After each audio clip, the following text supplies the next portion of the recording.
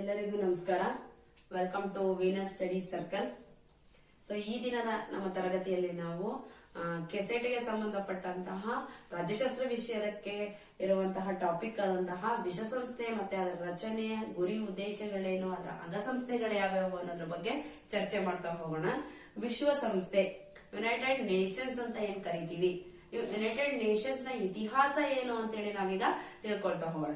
ಮೊದಲನೇದಾಗಿ ಜಗತ್ತು ಎರಡು ಅತಿ ಭೀಕರವಾದಂತಹ ಎರಡು ಮಹಾಯುದ್ಧಗಳನ್ನ ಕಾಣುತ್ತೆ. 1914ರಿಂದ 18ರವರೆಗೆ ಮೊದಲನೇ ಮಹಾಯುದ್ಧ. ತದನಂತರದಲ್ಲಿ ಏನಾಗುತ್ತೆ, 1939ರಿಂದ 45ರವರೆಗೆ ಎರಡನೇ ಮಹಾಯುದ್ಧಗಳು ಆಗ್ತವೆ. ಸೊ ಅವ್ಯಾಕಾಯ್ತು ಏನು ಅನ್ನೋದನ್ನ ನಾವು ಇತಿಹಾಸದಲ್ಲಿ ನೋಡ್ತೀವಿ. ಸೊ 1914ರಿಂದ 18ರವರೆಗೆ ಮೊದಲನೇ ಮಹಾಯುದ್ಧ ನಡೆದ ನಂತರ ಏನಾಗುತ್ತೆ, ಈ ವಿಶ್ವದಲ್ಲಿ ಏನ್ ಮಾಡ್ಬೇಕು, ಶಾಂತಿಯನ್ನ ಕಾಪಾಡಬೇಕು, ಮತ್ತೆ ಇಂತಹ ಯುದ್ಧಗಳು ಸಂಭವಿಸಬಾರದು ಅನ್ನುವಂತಹ ಉದ್ದೇಶದಿಂದ ಏನಾಗುತ್ತೆ, ಲೀಗ್ ಆಫ್ ನೇಷನ್ಸ್ ನ ಸ್ಥಾಪನೆ ಆಗುತ್ತೆ. ರಾಷ್ಟ್ರಗಳ ಒಕ್ಕೂಟ ಅಂತ ಏನ್ ಕರಿತೀವಿ ಅದನ್ನ ಸ್ಥಾಪನೆ ಮಾಡ್ತಾರೆ. ಯಾಕೆ, ಮತ್ತೊಂದು ಯುದ್ಧ, ಪ್ರಪಂಚ ಕಂಡಂತಹ ಅತಿ ಭೀಕರವಾದಂತಹ ಅತ್ಯಂತ ಬಲಿಷ್ಠ ರಾಷ್ಟ್ರಗಳು ಸೇರಿ ನಡೆಸಿದಂತಹ ಯುದ್ಧ ಮೊದಲನೇ ಮಹಾಯುದ್ಧ. ಅಂತಹ ಯುದ್ಧ ಮತ್ತೊಮ್ಮೆ ಏನಾಗಬಾರ್ದು, ಪ್ರಪಂಚದಲ್ಲಿ ಮರುಕಾಣಿಸಬಾರದು ಅನ್ನೋ ಉದ್ದೇಶದಿಂದ ಲೀಗ್ ಆಫ್ ನೇಷನ್ಸ್ ನ ಸ್ಥಾಪನೆ ಆಗುತ್ತೆ. ಆದ್ರೆ ಲೀಗ್ ಆಫ್ ನೇಷನ್ಸ್ ಏನಾಗುತ್ತೆ, ಈ ಯುದ್ಧವನ್ನ ತಡೆಗಟ್ಟುವಲ್ಲಿ ವಿಫಲವಾಗುತ್ತೆ. ಆ ವಿಫಲತೆಯ ಸಂಕೇತನೇ ಎರಡನೇ ಮಹಾಯುದ್ಧ. ಅದು ಸಮರ್ಥವಾಗಿ ಶಾಂತಿಯನ್ನ ಕಾಪಾಡುವಲ್ಲಿ ಏನಾಗಲ್ಲ, ಸಫಲವಾಗಲ್ಲ. ಹಾಗಾಗಿ ಎರಡನೇ ಮಹಾಯುದ್ಧ 1939ರಲ್ಲಿ ಮತ್ತೆ ಪ್ರಾರಂಭವಾಗುತ್ತೆ. 1939ರಲ್ಲಿ ಪ್ರಾರಂಭವಾಗಿ 1945ರಲ್ಲಿ ವಿಶ್ವಸಂಸ್ಥೆಯ ಸ್ಥಾಪನೆಯೊಂದಿಗೆ ಅದು ಅಂತ್ಯವನ್ನ ಕಾಣುತ್ತೆ. ಸೊ ಎರಡನೇ ಮಹಾಯುದ್ಧ ನಡೀತಾ ಇರಬೇಕಾದ್ರೇನೆ ಏನಾಗುತ್ತೆ, ವಿಶ್ವದಲ್ಲಿನಂತಹ ಕೆಲವಾರು ರಾಷ್ಟ್ರಗಳು ಏನ್ ಮಾಡ್ತಾರೆ, ಅಲ್ಲಿನ ನಾಯಕರು ಈ ಹಲವಾರು ಚರ್ಚೆಗಳನ್ನ ನಡೆಸೋದ್ರ ಮೂಲಕ ವಿಶ್ವಸಂಸ್ಥೆಯ ಸ್ಥಾಪನೆಗೆ ನಾಂದಿಯನ್ನ ಹಾಡ್ತಾರೆ. ಅದರಲ್ಲಿ ಪ್ರಮುಖವಾದಿದ್ದು ಅಟ್ಲಾಂಟಿಕ್ ಚಾರ್ಟರ್ ಅಂತ. ಏನಿದು ಅಟ್ಲಾಂಟಿಕ್ ಚಾರ್ಟರ್ ಅಂದ್ರೆ, ಆಗಸ್ಟ್ 1941ರಲ್ಲಿ ಯುಎಸ್ ನ ಫ್ರಾಂಕ್ಲಿನ್ ರೂಸ್ವೆಲ್ಟ್ ಅವರು ಹಾಗೆ ಬ್ರಿಟಿಷ್ ನ ಆಗಿನ ಪ್ರಧಾನಿಯಾಗಿದ್ದಂತಹ ಚರ್ಚಿಲ್ ಅವರು, ರೂಸ್ವೆಲ್ಟ್ ಹಾಗೆ ಚರ್ಚಿಲ್ ಅವರು ಸೇರಿ ದಿ ಕ್ರೂಸರ್ ಅನ್ನುವಂತಹ ಯುದ್ಧ ನೌಕೆಯಲ್ಲಿ ಈ ಒಂದು ವಿಶ್ವದ ಶಾಂತಿ ಮತ್ತೆ ಸೌಹಾರ್ದತೆಯನ್ನ ಕಾಪಾಡುವ ಸಲುವಾಗಿ ಏನ್ ಮಾಡ್ತಾರೆ, ಚರ್ಚೆಯನ್ನ ಮಾಡ್ತಾರೆ. ಚರ್ಚೆಯನ್ನ ಮಾಡಿ ಅಟ್ಲಾಂಟಿಕ್ ಚಾರ್ಟರ್ ಅನ್ನ ತಯಾರು ಮಾಡ್ತಾರೆ. ಅದೇ ಏನು ಉದ್ದೇಶದೊಂದಿಗೆ ಅದು ಯುಎನ್ ನ ಸ್ಥಾಪನೆ ಆಗ್ಬೇಕು ಅನ್ನೋದ್ರ ಬಗ್ಗೆ ಒಂದು ಉದ್ದೇಶಗಳ ಪಟ್ಟಿಯನ್ನ ತಯಾರು ಮಾಡ್ತಾರೆ. ತಯಾರು ಮಾಡಿದಂತಹ ಪಟ್ಟಿಯನ್ನ ಆಗಸ್ಟ್ 14, 1941ರಂದು ಬಿಡುಗಡೆ ಮಾಡ್ತಾರೆ. ಇದನ್ನ ಅಟ್ಲಾಂಟಿಕ್ ಚಾರ್ಟರ್ ಅಂತ ಕರೀತಾರೆ. ಸೊ ನಿಮಗೆ ಕ್ವಶನ್ ಕೇಳಬಹುದು, ಅಟ್ಲಾಂಟಿಕ್ ಚಾರ್ಟರ್ ನಲ್ಲಿ ಪ್ರಮುಖ ಪಾತ್ರ ವಹಿಸಿದಂತಹ ಇಬ್ಬರು ನಾಯಕರು ಯಾರು ಅಂತ. ಅದು ಯುಎಸ್ ನ ರೂಸ್ವೆಲ್ಟ್ ಅವರು ಹಾಗೆ ಬ್ರಿಟಿಷ್ ಪ್ರಧಾನಿಯಾದಂತಹ ಚರ್ಚಿಲ್ ಅವರು.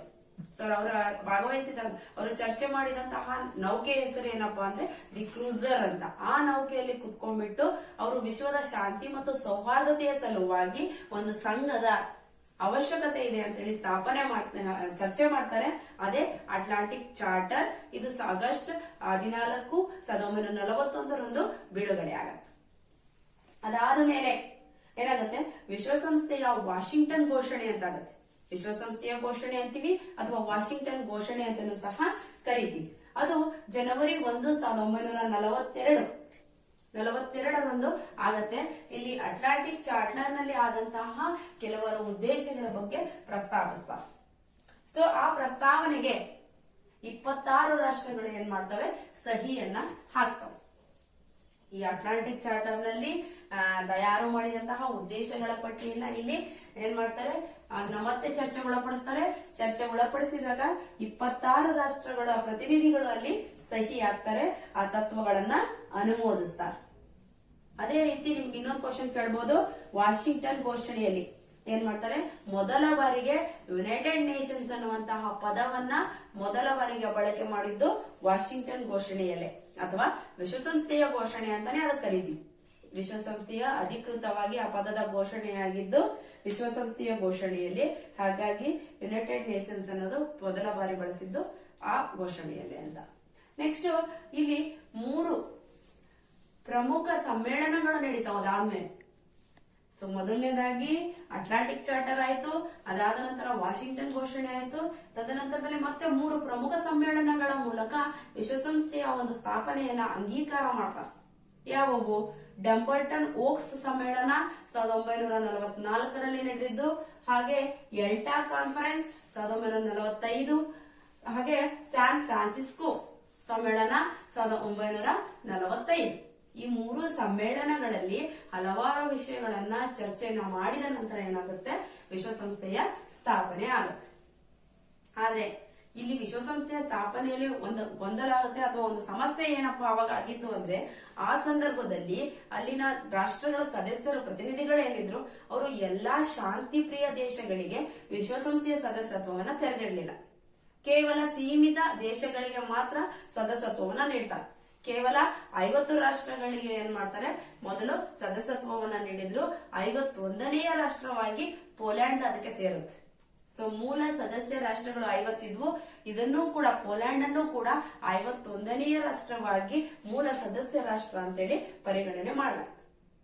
ಸೊ ಇದು ಒಂದು ಅದರ ಡ್ರಾಬ್ಯಾಕ್ ಅಂತ ಏನ್ ಹೇಳ್ತೀವಿ ಅದು. ಯಾಕಪ್ಪ ಅಂದ್ರೆ ಎಲ್ಲಾ ಶಾಂತಿ ಪ್ರಿಯ ದೇಶಗಳಿಗೂ ಸಹ ಅದನ್ನ ತೆರೆದಿಡಬಹುದಿತ್ತು.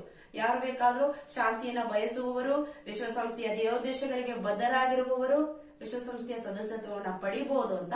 ಆದ್ರೆ ಆಗ ಅದು ಆಗಿರ್ಲಿಲ್ಲ. ಪ್ರಸ್ತುತ 192 ಸದಸ್ಯ ರಾಷ್ಟ್ರಗಳು ವಿಶ್ವಸಂಸ್ಥೆಯಲ್ಲಿ ಇದಾವೆ.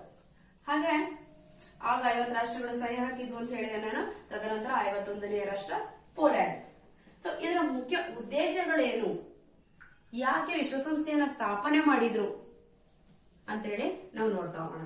ಇವೆಲ್ಲದರ ಫಲಪ್ರದವಾಗಿ ಅಕ್ಟೋಬರ್ 24, 1945 ವಿಶ್ವಸಂಸ್ಥೆಯ ಸ್ಥಾಪನೆ ಆಗುತ್ತೆ. ಹಾಗಾಗಿ ಪ್ರತಿ ವರ್ಷ ಅಕ್ಟೋಬರ್ 24 ನಾವು ವಿಶ್ವಸಂಸ್ಥೆಯ ದಿನ ಅಂತೇಳಿ ಆಚರಣೆಯನ್ನ ಮಾಡ್ತಾ ಇದೀವಿ. ಸೊ ವಿಶ್ವಸಂಸ್ಥೆಯ ಪ್ರಮುಖ ಉದ್ದೇಶಗಳೇನಪ್ಪಾ ಅಂದ್ರೆ, ಮೊದಲನೇದಾಗಿ ನಾವು ಹೇಳಿದ್ವಲ್ಲ, ಪ್ರಪಂಚ ಈಗಾಗಲೇ 2 ಮಹಾನ್ ಯುದ್ಧಗಳನ್ನ ಕಂಡಾಗಿದೆ. ಇಂತಹ ಯುದ್ಧ ಮತ್ತೊಮ್ಮೆ ಸಂಭವಿಸಬಾರದು ಅನ್ನೋದೇ ಮೂಲ ಉದ್ದೇಶ.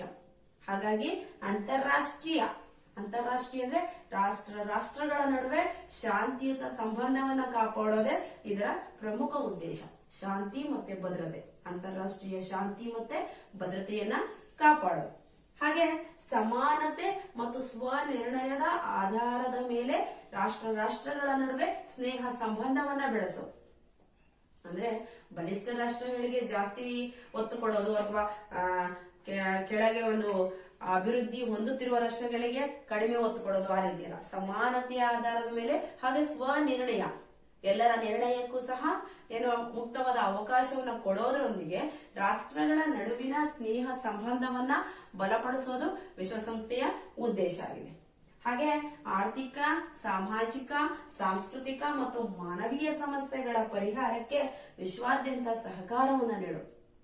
ಏನಪ್ಪಾ ಅಂದ್ರೆ, ಕೆಲವೊಂದು ರಾಷ್ಟ್ರಗಳು ಬಡತನದಲ್ಲಿದ್ದಾಗ ಅಥವಾ ಆರ್ಥಿಕ ಮುಗ್ಗಟ್ಟನ್ನ ಎದುರಿಸ್ತಿದ್ದಾಗ ಬೇರೆ ದೇಶಗಳಿಂದ ಏನ್ ಮಾಡಬಹುದು, ಸಹಕಾರವನ್ನ ಪಡೆಯುವಲ್ಲಿ ಅಥವಾ ಸಹಕಾರ ನೀಡೋದ್ರ ಬಗ್ಗೆ ವಿಶ್ವಸಂಸ್ಥೆ ಅದಕ್ಕೆ ಸಲಹೆಯನ್ನ ನೀಡಬಹುದು. ಹಾಗೆ ಯಾವುದೋ 2 ರಾಷ್ಟ್ರಗಳ ನಡುವೆ ಆರ್ಥಿಕ ವಿಷಯ ಅಥವಾ ಸಾಮಾಜಿಕ ಸಾಂಸ್ಕೃತಿಕ ವಿಷಯಕ್ಕೆ ಸಂಬಂಧಪಟ್ಟಂತೆ ಬಿಕ್ಕಟ್ಟುಗಳು ಏರ್ಪಟ್ಟ ಪಕ್ಷದಲ್ಲಿ ವಿಶ್ವಸಂಸ್ಥೆ ಮಧ್ಯಪ್ರವೇಶಿಸಿ ಏನ್ ಮಾಡಬಹುದು, ಆ ಸಮಸ್ಯೆಗಳನ್ನ ಬಗೆಹರಿಸಬಹುದು. ಇದು ಅದರ ಉದ್ದೇಶ. ಹಾಗೆ ವಿಶ್ವದ ಜನರಿಗೆ ಮಾನವೀಯ ಹಕ್ಕುಗಳು ಮತ್ತು ಮೂಲಭೂತ ಸ್ವಾತಂತ್ರ್ಯವನ್ನ ಉತ್ತೇಜಿಸಲು. ಪ್ರತಿಯೊಬ್ಬ ವ್ಯಕ್ತಿಗೂ ಸಹ ಮಾನವೀಯವಾದಂತಹ ಹಕ್ಕುಗಳು, ಮನುಷ್ಯನ ಮೇಲೆ ಮಾನವ ಜೀವಿಸಲು ಬೇಕಾದಂತಹ ಹಕ್ಕುಗಳು ಹಾಗೆ ಮೂಲಭೂತವಾಗಿ ಬೇಕಾದಂತಹ ಸ್ವಾತಂತ್ರ್ಯವನ್ನ ನೀಡೋದು ವಿಶ್ವಸಂಸ್ಥೆಯ ಮತ್ತೊಂದು ಉದ್ದೇಶ ಆಗುತ್ತೆ. ಹಾಗೆ ಯುದ್ಧದ ಉಪದ್ರವದಿಂದ ಮುಂದಿನ ಪೀಳಿಗೆಯನ್ನ ಕಾಪಾಡಲು, ನಾನು ಹೇಳಿದ್ನಲ್ಲ, ಈಗಾಗಲೇ ಪ್ರಪಂಚ 2 ಯುದ್ಧಗಳನ್ನ ಕಂಡು ಬೇಕಾದಷ್ಟು ಏನ್ ಮಾಡಿದೆ, ಅದರ ನಷ್ಟವನ್ನ ಅನುಭವಿಸಿದೆ. ಅಣುಬಾಂಬುಗಳು ಅವೆಲ್ಲ ಹಿರೋಶಿಮಾ, ನಾಗಸಾಕಿ ಅಂತ ನಾವು ಮುಂದೆ ಓದ್ತೀವಿ. ಅಂದ್ರೆ ಆ ಯುದ್ಧದ ಸಂದರ್ಭವನ್ನ ಹೇಳ್ಬೇಕಾದ್ರೆ ಹೇಳ್ತೀವಿ ಹಿರೋಶಿಮಾ, ನಾಗಸಾಕಿ ಅಂತ. ಅಲ್ಲಿ ಅಣುಬಾಂಬುಗಳ ಪ್ರಯೋಗ ನಡೆದು ಅಣುಬಾಂಬುಗಳನ್ನ ಪ್ರಯೋಗಿಸಿದ್ರಿಂದ ಈಗಲೂ ಸಹ ಅಲ್ಲಿ ಹುಟ್ಟುವಂತಹ ಮಕ್ಕಳು ಅಂಗವಿಕಲರಾಗೇ ಹುಟ್ಟುವಂತಾರಂತೆ. ಸೊ ಅಂತಹ ಒಂದು ಪರಿಸ್ಥಿತಿ ಮುಂದಿನ ಪೀಳಿಗೆಗೆ ಬರಬಾರದು, ಮತ್ತೊಂದು 3ನೇ ಮಹಾಯುದ್ಧ ನಡೆಯಬಾರದು ಅನ್ನೋದು ವಿಶ್ವಸಂಸ್ಥೆಯ ಮೂಲ ಉದ್ದೇಶ. ಯುದ್ಧದ ಉಪದ್ರವವನ್ನ ಮುಂದಿನ ಪೀಳಿಗೆಗೆ ತಪ್ಪಿಸಲು ಏನಾಗಿದೆ, ವಿಶ್ವಸಂಸ್ಥೆಯ ಸ್ಥಾಪನೆಯಾಗಿದೆ. ಒಟ್ಟಾರೆ ವಿಶ್ವಸಂಸ್ಥೆಯ ಮೂಲ ಉದ್ದೇಶ ಅಂತಾರಾಷ್ಟ್ರೀಯ ಸ್ನೇಹ ಸಂಬಂಧವನ್ನ ಕಾಪಾಡೋದು, ಶಾಂತಿ ಮತ್ತು ಸುವ್ಯವಸ್ಥತೆಯನ್ನ ಕಾಪಾಡಿಕೊಂಡು ಹೋಗೋದು ಅಂತ. ಇದಿಷ್ಟು ವಿಶ್ವಸಂಸ್ಥೆಯ ರಚನೆ ಹೇಗಾಯ್ತು ಮತ್ತೆ ಅದರ ಉದ್ದೇಶಗಳೇನು ಅಂತ. ಹಾಗೆ ವಿಶ್ವಸಂಸ್ಥೆಯ ಅಂಗಸಂಸ್ಥೆಗಳು ಯಾವುವು ಹಾಗಾದ್ರೆ ಅಂತ ನೋಡೋದ್ರೆ, ವಿಶ್ವಸಂಸ್ಥೆಗೆ ಮೂಲತಃ 6 ಅಂಗಸಂಸ್ಥೆಗಳು ಯಾವುವು ಅವ್ಯಾವ್ಯಾವಪ್ಪ ಅಂದ್ರೆ ಸಾಮಾನ್ಯ ಸಭೆ, ಭದ್ರತಾ ಮಂಡಳಿ, ಆರ್ಥಿಕ ಹಾಗೂ ಸಾಮಾಜಿಕ ಸಮಿತಿ, ಧರ್ಮದರ್ಶಿ ಸಮಿತಿ, ಹಾಗೆ ಅಂತಾರಾಷ್ಟ್ರೀಯ ನ್ಯಾಯಾಲಯ ಮತ್ತೆ ಸಚಿವಾಲಯ ಅಂತ. ಆದ್ರೆ ಪ್ರಸ್ತುತ ಏನಾಗಿದೆ, ನಾವೆಲ್ಲ ಓದ್ಬೇಕಾದ್ರೆ 6 ಅಂಗಸಂಸ್ಥೆಗಳು ಅಂತ ಓದ್ತಿದ್ವಿ. ಧರ್ಮದರ್ಶಿ ಮಂಡಳಿಯನ್ನ ಏನ್ ಮಾಡಿದರೆ ಈಗ ತೆಗೆದುಹಾಕಿ ಕೇವಲ 5 ಅಂಗಸಂಸ್ಥೆಗಳ ಬಗ್ಗೆ ವಿಚಾರವನ್ನು ಮಾಡ್ತಾರೆ. ಅವ 5 ಅಂಗಸಂಸ್ಥೆಗಳು ಈಗ ಕಾರ್ಯವನ್ನ ನಿರ್ವಹಿಸ್ತಾ ಇದ್ದಾವೆ. ವಿಶ್ವಸಂಸ್ಥೆಯ ಒಂದು ಮುಖ್ಯ ಕಚೇರಿ, ಪ್ರಧಾನ ಕಚೇರಿ ಅಂತ ಏನ್ ಹೇಳ್ತೀವಿ, ಅದು ಅಮೆರಿಕದ ನ್ಯೂಯಾರ್ಕ್ ನಲ್ಲಿದೆ. ಸೊ ಇದಿಷ್ಟು ವಿಶ್ವಸಂಸ್ಥೆಯ ಬಗ್ಗೆ ಕಿರು ಪರಿಚಯ. ಇದ್ರ ಬಗ್ಗೆ ಏನು ಡೌಟ್ಸ್ ಇರ್ಲಿಕ್ಕಿಲ್ಲ ಅಂತ ಅನ್ಕೊಂಡು ಮುಂದಿನ ತರಗತಿಯಲ್ಲಿ ನಾವು ವಿಶ್ವಸಂಸ್ಥೆಯ ಅಂಗಸಂಸ್ಥೆಗಳ ಬಗ್ಗೆ ಸವಿಸ್ತಾರವಾಗಿ ಚರ್ಚೆ ಮಾಡೋಣ ಅಂತ ಹೇಳ್ತಾ, ಈ ವಿಡಿಯೋ ನಿಮ್ಗೆ ಇಷ್ಟ ಆಗಿದ್ರೆ ದಯವಿಟ್ಟು ಲೈಕ್, ಶೇರ್ ಅಂಡ್ ಸಬ್ಸ್ಕ್ರೈಬ್ ಮಾಡಿ ಅಂತ ಕೇಳ್ಕೊಳ್ತಾ ನನ್ನ ವಿಡಿಯೋವನ್ನ ಇಲ್ಲಿಗೆ ಎಂಡ್ ಮಾಡ್ತಾ ಇದ್ದೀನಿ. ಎಲ್ಲರಿಗೂ ಶುಭವಾಗ್ಲಿ. ಧನ್ಯವಾದ.